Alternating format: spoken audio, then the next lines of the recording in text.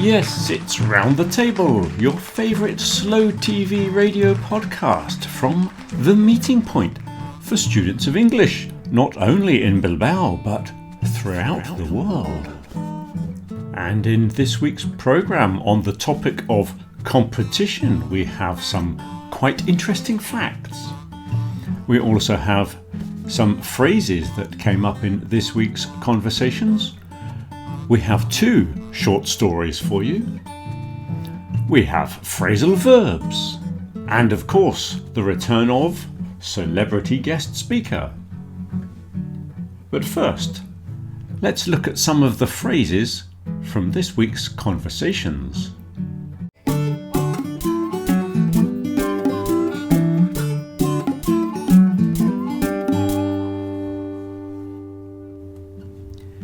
It strikes me as, or it strikes me that. It means it appears to me, or it seems to me, but maybe with a little more impact. So, he strikes me as a very sad person. Or, it strikes me that the economy is going very badly. So it's a stronger way of saying it seems to me, or it appears to me. Take early retirement. This is a phrase that everybody forgets.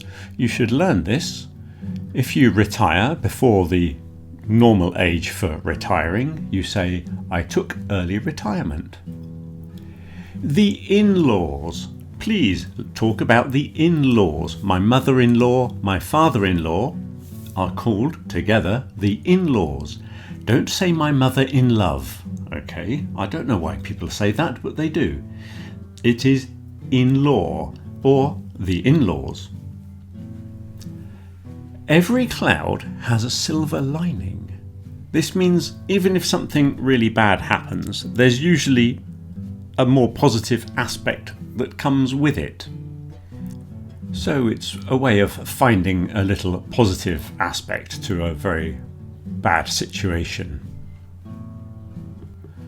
Turn the world upside down. Something that completely transforms everything we know that we thought would continue forever. Suddenly everything is different. The world is turned upside down. These 2 I put together because they're very similar. To get a foot in the door and to get a foot on the ladder. We were actually talking about Mr. Universe competitions. And Sean Connery, before he was an actor, he entered a Mr. Universe competition. He didn't win, apparently. He came 3rd. But he got a foot in the door. So it was a way of getting attention to make himself known. So then acting agents then became aware of him and he got into films and he started an acting career. But we might say entering the Mr. Universe competition was a way of getting his foot in the door. To get a foot on the ladder is more the first step in success. So it's very similar. So you might say, if you were an actor, you make a film. It might not be a very good film, it might not be a very successful or famous film, but it's the first step on the ladder. You need to begin somewhere. We also use a metaphorical ladder in the property ladder. In some countries, when you want to buy a house, you can't afford a nice big house, so you buy a small little flat somewhere. Then you sell it at a profit and then you buy a bigger one, and every few years you sell and move up to the next level of bigger and better house. So quite often your first place that you buy might not be particularly good and quite small, but you say you got your foot on the property ladder.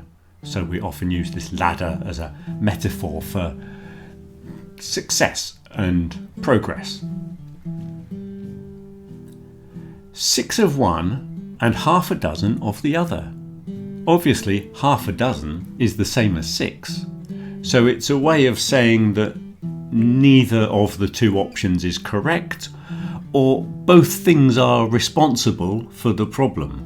So if you've got two children having a fight over something. It's not one child's fault or the other child. You can say it's 6 of one and half a dozen of the other. So they both contributed to the problem. Pull your socks up. This is something that you will probably say to a small boy, and it means you have to try harder. You're not working as hard as you should. Pull your socks up. I suppose it's from the days in schools, and if a child had their socks down, they're not very smart, are they? So it's smarten up and try harder. A level playing field we've probably seen before. We often talk about life being quite the opposite. People are not on a level playing field because some people have lots of advantages. So if we are on a level playing field, everybody starts in the same situation and the game is just as difficult for everybody. And finally, to set the ball rolling is another expression which means to begin, and we might use it at the beginning of a class. We've got the topic to discuss, and I might say, who wants to set the ball rolling? Who wants to start the conversation? That's all it means. So those are some of the phrases that came up in the conversation, and I think now it's time for the first of our true stories.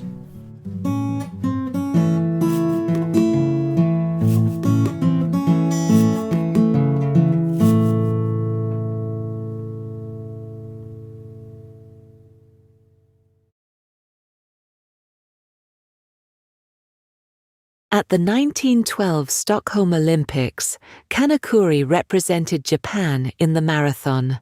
The journey from Japan to Sweden took almost 3 weeks by ship and train, and by the time he arrived, he was already exhausted. On race day, the weather was extremely hot. Partway through the marathon, Kanekuri collapsed from exhaustion and was helped by a local Swedish family. Embarrassed and feeling he had failed, he quietly returned to Japan without informing race officials. In Sweden, he was officially listed as a missing runner. More than 50 years later, Swedish television rediscovered the story and invited him back to Sweden in 1967 to complete the marathon. Kanekuri, now an old man, crossed the finish line and jokingly said, "It was a long race.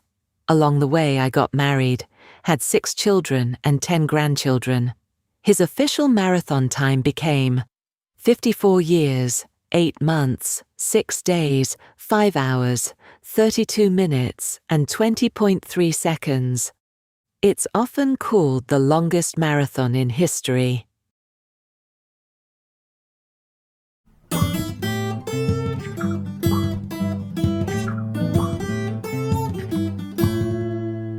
I hope you enjoyed that short, true story there about the longest marathon ever.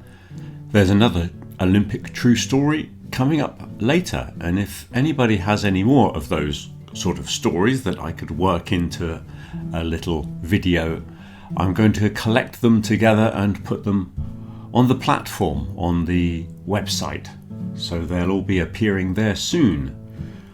So meanwhile, it's not amazing but quite interesting facts. We were discussing the Guinness Book of Records this week and where it came from. Apparently in 1951, Sir Hugh Beaver, the managing director of the Guinness Brewery, was out hunting and they were discussing which was the fastest bird in Europe. And they got into a bit of a debate and decided that it would be a good idea to have a book that you could look at as a reference book to settle such disputes. So they put together this book that was supplied to various pubs that sold Guinness beer. They thought it would be a good idea to have this kind of information available to people in pubs because it's the kind of things that come up in pub conversations apparently, and disputes need to be settled. And it soon turned into a best-selling book.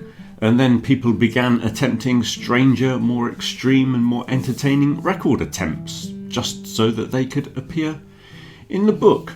So there you go, that's the origins of the Guinness Book of Records. I also looked into the origins of Monopoly. It was originally called the Landlord's Game, appeared in the early 1900s, invented by an American woman, Elizabeth Magie, not sure how her name is pronounced. She designed it to demonstrate the dangers of monopolies and economic inequality. Then during the 1930s, a salesman called Charles Darrow learned of the game and modified some of the rules and then sold it to the Parker brothers, who were the game manufacturers, and he seemed to get all the credit for it, but it was originally invented by a woman much earlier. The original city was Atlantic City, which is near New York.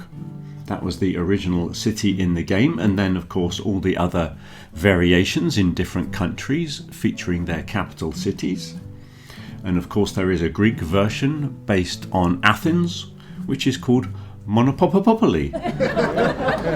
No, not really. I invented that. That's my little joke there. The highest paid sportsman in history. You're thinking of modern day footballers, golfers? No. In the 2nd century there was Gaius Apuleius Diocles. I think that's how his name is pronounced. He was a chariot racer. You know this film Ben-Hur, or Ben-Hur as you might pronounce it? I call it Ben-Hur. That kind of chariot racing was a huge spectacle in Roman times, and they were very highly paid. And this Diocles character raced for 24 years, which was a very long career in such a dangerous sport. And he won more than 1,400 races and then retired extremely wealthy. He won apparently about 35 million sesterces, which is very difficult to translate into modern money, but they think it's at least $1 or $2 billion that he earned in his life. He was incredibly wealthy. Another quite interesting fact for you, the game of Scrabble, which is a fun game to play. They have national championships, apparently. And in 2024, the Spanish National Championship of Scrabble was won by a New Zealander, Nigel Richards. And he won the Spanish version, even though he doesn't speak Spanish. Each of the national governing bodies of Scrabble produces the official list of words that are possible or allowable in the game. And all he did was he got hold of the Spanish list of words and memorized them, even though he didn't actually know what the words meant. He just spent 1 year memorizing the list and then came over here and won the championship. And apparently the previous year he'd done the same thing in France. But in that case it only took him 9 months to memorize the list of possible words. And finally, an unusual, very specialist English verb for you, the verb to gurn. There is a sport, if you can call it a sport, called gurning, which is a competition making strange faces. It says here, gurning is a traditional British competition in which participants pull the ugliest, strangest, or most distorted facial expressions possible. The most famous gurning competition takes place at the Egremont Crab Festival, a festival that dates back to the 13th century. Competitors traditionally place their face through a horse collar and then twist their features into bizarre expressions while judges choose the best gurn. So gurn is the verb to make very strange faces. Sometimes you find some very specialist verbs. So those are your quite interesting facts for this week. I think it's time for the second of the short stories. This one is about the youngest gold medal winner.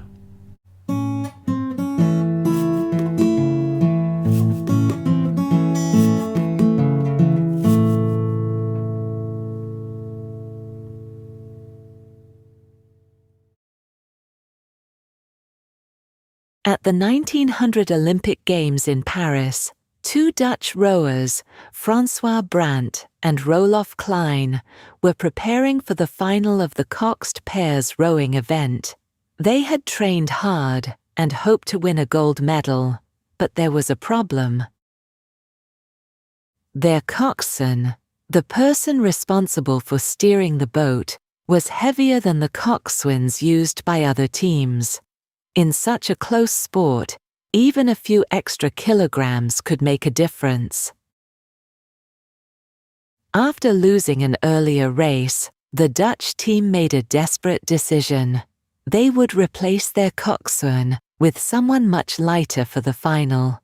As they looked around the riverside crowd, they noticed a small French boy watching the races. Nobody knows exactly how old he was, perhaps somewhere between 7 and 13 years old. The rowers asked the child to join them in the boat. The boy had no Olympic training and probably did not fully understand what was happening. Yet a few minutes later, he was sitting inside a racing boat in one of the world's greatest sporting events. As the race began, the Dutch pair rowed furiously down the river while the tiny boy crouched low in the boat. The crowd shouted as the crews raced towards the finish line. Stroke by stroke, the Dutch team slowly pulled ahead. In the end, they won by a very small margin. The unknown boy had suddenly become an Olympic champion. After the race, photographers captured an image of the smiling child posing proudly beside the two rowers. Then, almost as mysteriously as he had appeared, he disappeared back into the crowd. Nobody recorded his name, his age, or what became of him afterwards. More than a century later, historians are still trying to discover the identity of the unknown French boy. If he really was as young as people believed, he may still be the youngest Olympic gold medalist in history.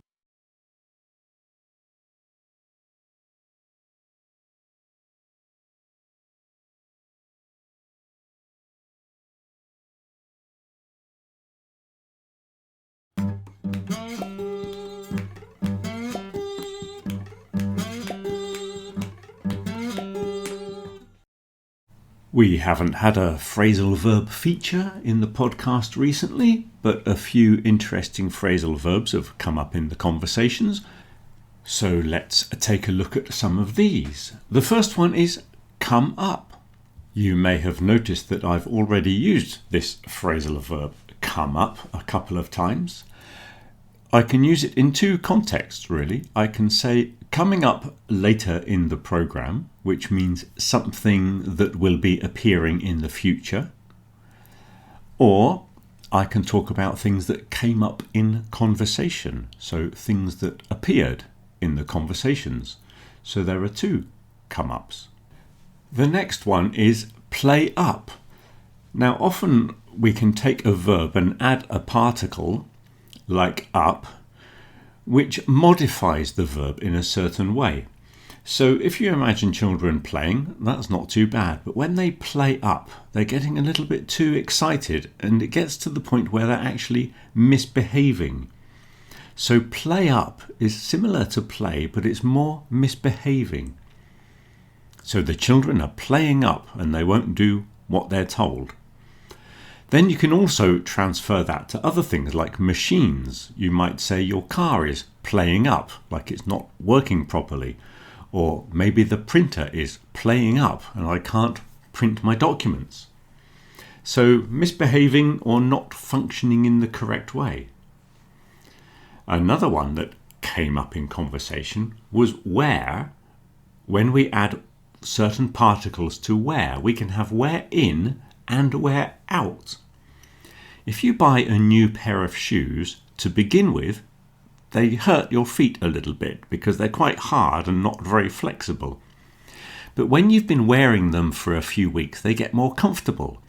That is to wear in. So you've got the verb wear, and we're adding a little piece of information with the in.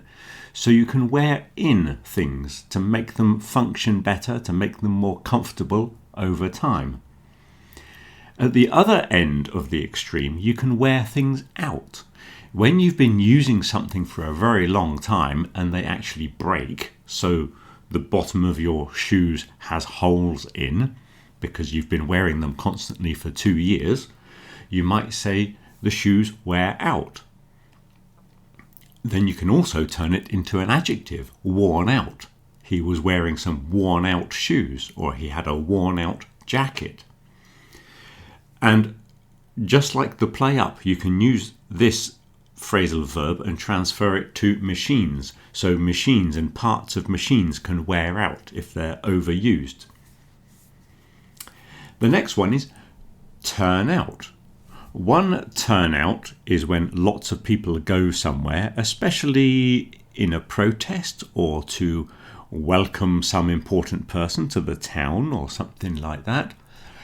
So there was a protest at the weekend, but because of the bad weather, not many people turned out.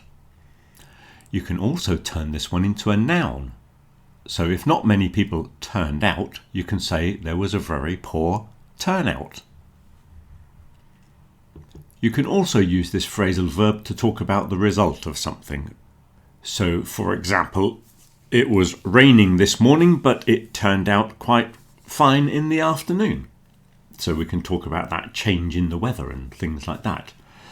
I didn't expect to pass the exam, but it turned out to be quite easy. So a sort of unexpected result. We can use turn out for that. The next one is one of these phrasal verbs that means to begin something. And there are lots of phrasal verbs that mean begin, but they're all specific for different things. So the first one is set up. Set up is to start an organization or a business. So we set up our own company. The meeting point was set up 10 years ago. We can also have set off, and that is to begin a journey. So we have to set off early in the morning to avoid the traffic. We can also have set out, which is similar to set off, but it's more to reach an objective. For example, she set out to become the best tennis player in the world. He set out to climb every mountain in his country. Kick off is another beginning one that we often see in class. We kick off the class at 9:30 in the morning on Fridays. We kick off at 6 o'clock most days during the week. That means begin, and of course this comes from football, because a game of football starts with a kick-off. Again, it can be a noun as well. So we often use it for meetings and things like that. People say, what time does the meeting kick off? It means, what time does the meeting begin? See, I told you there are lots of phrasal verbs for beginning things. Another one is freak out and flip out. Freak out came up this week because we did this rather complicated pronunciation session. And on Friday, in fact, I did it a few times this week, and it was rather too much information for everybody. And people begin to freak out, meaning they go a bit crazy. Flip out is a little bit more angry, I think. It's very similar to freak out. But flip out is what your boss does when he finds that you've made a mistake. So, the wonderful world of phrasal verbs. Yes, lovely things that cannot be avoided. So now I think it's time for Celebrity Guest Speaker.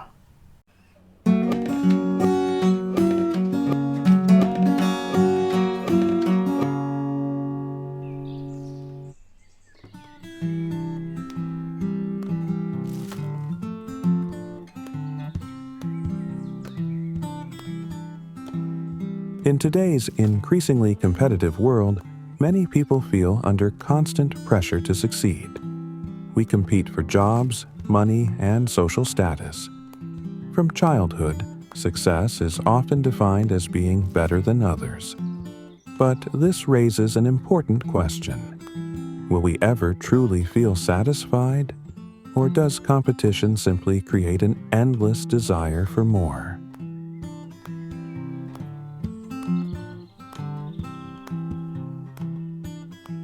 In schools, students compete for grades, university places, and recognition from teachers. Schools also compete against each other in sports and academic performance. Healthy competition can motivate students, but too much pressure may create anxiety and damage confidence, especially among weaker students.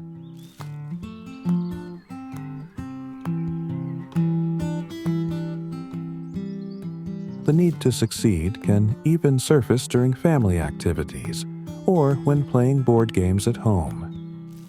What begins as harmless fun can quickly become tense or emotional. For certain personalities, losing feels uncomfortable, even when nothing important is at stake.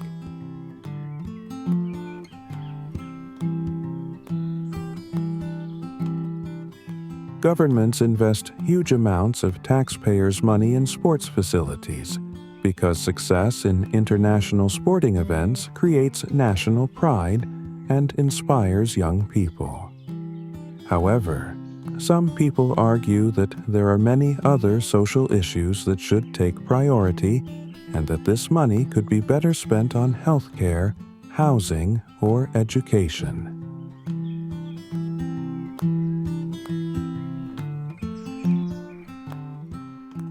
In the dog-eat-dog world of business, large companies grow stronger while smaller businesses disappear.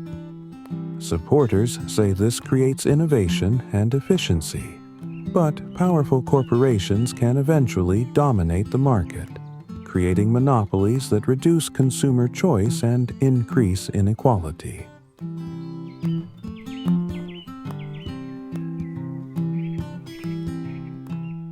In politics, competition often means that politicians focus more on defeating opponents than on improving people's lives.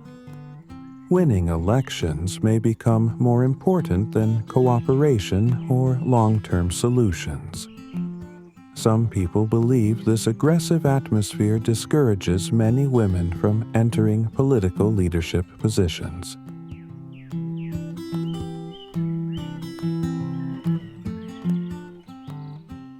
One of the greatest problems in society is that there is no true level playing field. Some people inherit wealth, excellent education, or useful connections, while others face poverty or discrimination from the beginning. Yet, successful people sometimes believe their achievements are entirely due to personal superiority, unfairly blaming others for their hardships.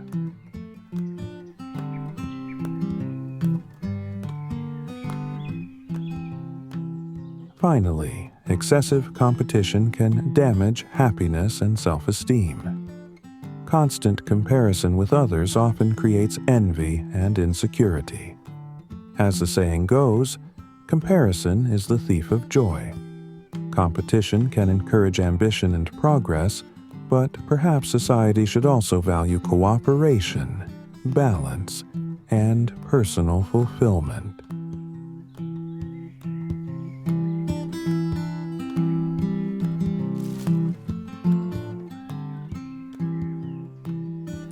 Thank you to celebrity guest speaker for that wonderful monologue with perfect pronunciation. He's not using many of those reduced forms that I was telling everybody about in the pronunciation specials this week. So you don't have to freak out. Not everybody's going to use quite so many contracted forms. But remember, when you're watching films and series in English, they might not have the wonderful pronunciation of our celebrity guest speaker. Next week, our podcast will be on the topic of happiness. I look forward to seeing you in class this week, and if I don't see you, have a good week. Till next week.